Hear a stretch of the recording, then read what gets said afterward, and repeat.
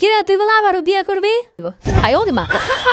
Hello, কি ব্যাপার শাশুড়ি মা, ঈদের একদিন পার হয়ে গেল, এখনো সালামি পাঠাইলেন না? বিকাশে যে সালামি দেওয়া যায় আপনি কি জানেন না?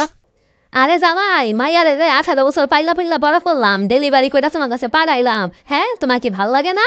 ঠিক আছে শাশুড়ি মা, 2 দিনের জন্য আপনার বাড়ি পাঠাই দিতেছি।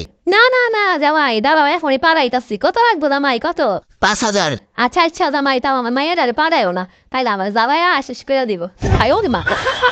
কিরে তুই বলে আবারও বিয়ে করবি? হ্যাঁ কর্মু, এখন তো 5টা বিয়া করছি, একটা বাচ্চা দিতে পারো না?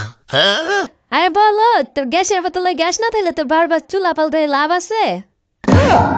মাই সে পারে না, বৌদের কত টাকা সালামি দিল, আর তোমার কোনো খবরই নেই, একটা দেখা সালামিও দিতে পারলা না।